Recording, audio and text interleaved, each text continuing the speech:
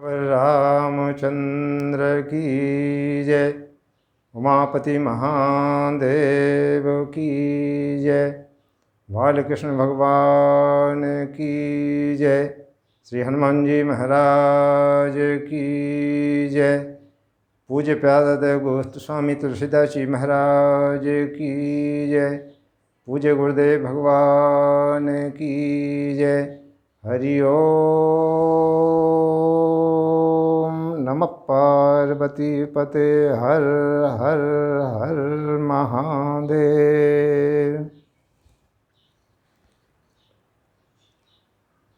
पूज्य गुरुदेव के चरणों में सादर वंदन कर भगवत प्रेमी हरि अनुरागी भक्तों को मैं बारंबार प्रणाम करता हूँ। इसके पहले जो बताया था गुरु महिमा के बारे में, आज की कथा को बढ़ते क्रम में गोस्वामी जी ने संतों की असंतों की सबकी वंदना क्रम से की है। आज संतों की महिमा के बारे में मैं बता रहा हूँ। संत क्या है, संत किसे कहते हैं?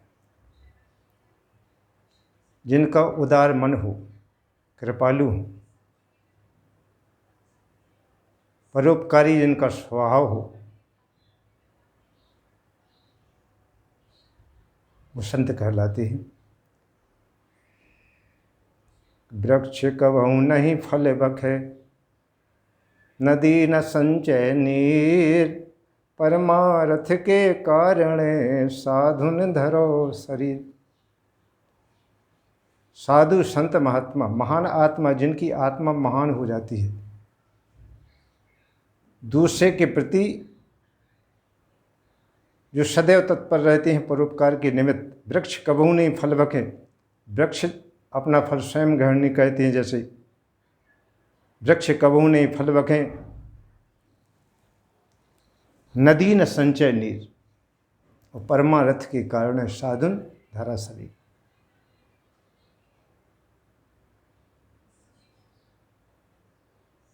मनुष्य ही रहते हैं, लेकिन जब वो श्रेणी व्यक्ति के अंदर उदारता की आ जाती है, कृपालता की आ जाती है, दूसरों के कल्याण के निमित्त आ जाती है, तो वो साधु संत की प्रवृत्ति में चले जाती है, गुणों के आधार।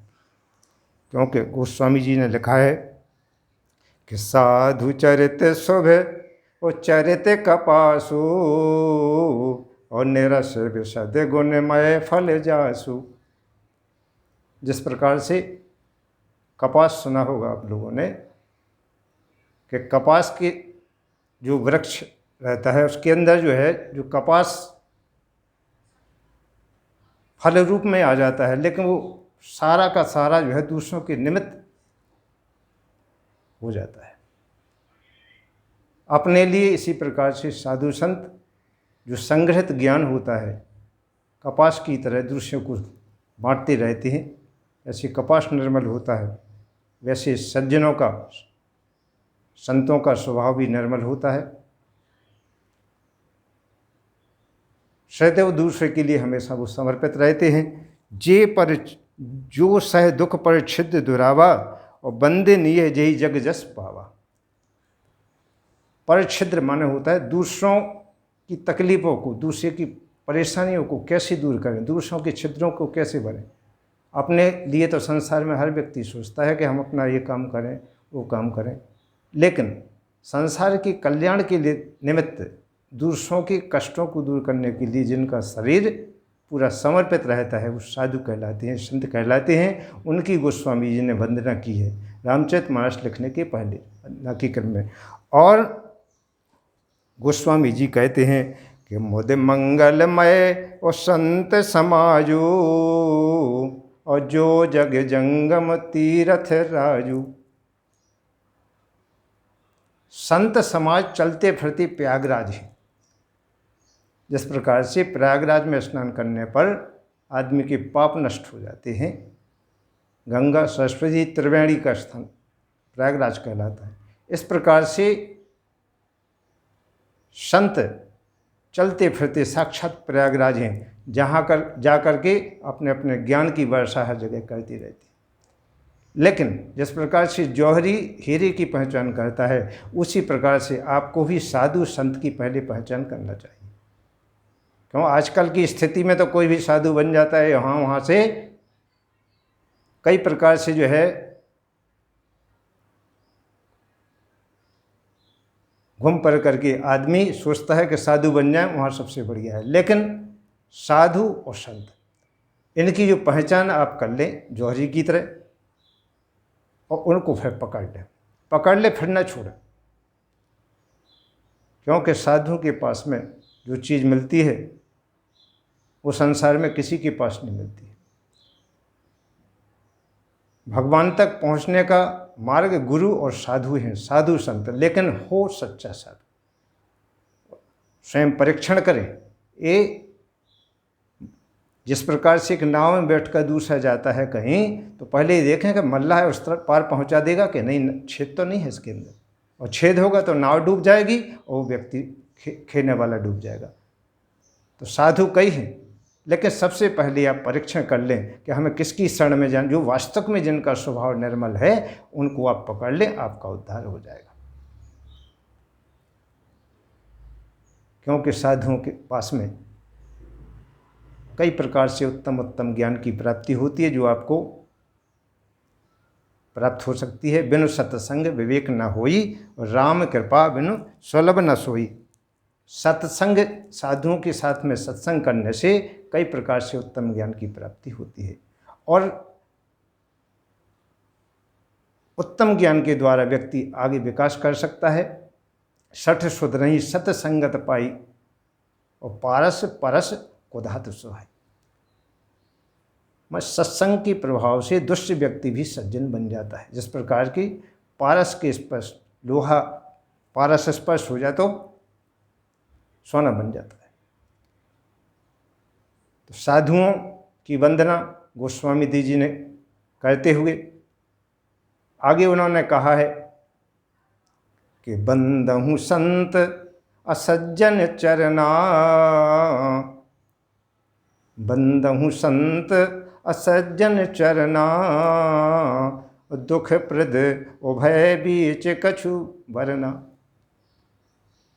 उन्होंने कहा कि मैं संतों की भी वंदना करता हूँ, और साथ में असज्जनों की, कुछ चरणों की वंदना करता हूँ। क्यों कि परिवार में यदि 10 व्यक्तियों में से एक व्यक्ति अलग लाइन का हो, तो किसी भी कार्य को किया तो वो व्यक्ति बीच में क्या डाल देगा, व्यवधान डाल सकता है।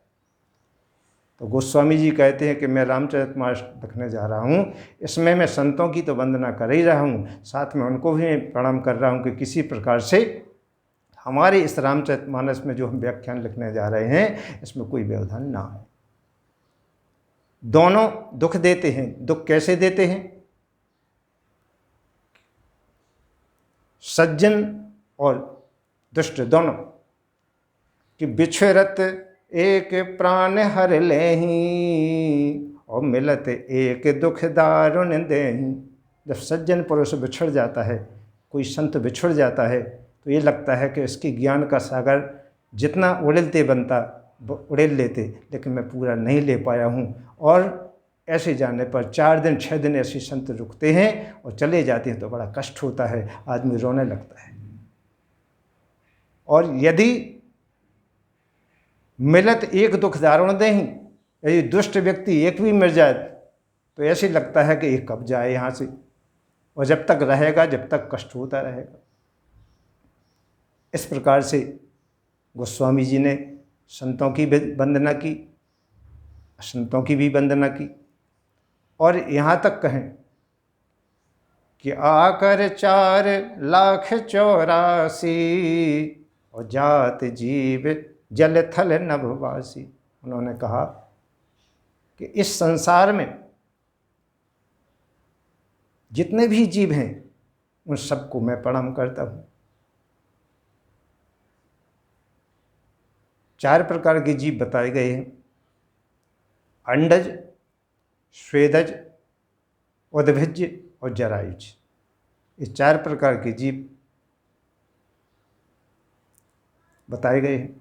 तो इन सब से जो है गोस्वामी जी ने वंदना की। मैं आपको जो है आप सबकी वंदना करता हूँ।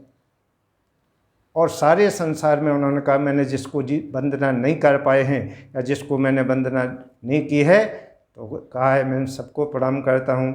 तो सिया राम मैं और सब जग जानी और करहूँ प्रणाम जोर जुग पानी। मैं सबकी वंदना करता हूँ। सब में सीताराम जी का स्वरूप मानकर मैं सबको प्रणाम करता हूँ और सबकी वंदना करते हुए मैं श्री रामचरितमानस का व्याख्यान लिखने जा रहा हूँ।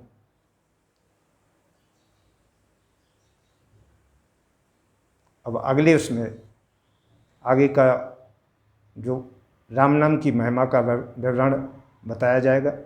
राम नाम की महिमा क्या है, राम नाम क्यों लेना चाहिए, राम नाम का महत्व क्या है, राम नाम के द्वारा क्या प्राप्त हो सकता है, एक क्रम से जो है आप अगले उसमें सुनेंगे। धन्यवाद।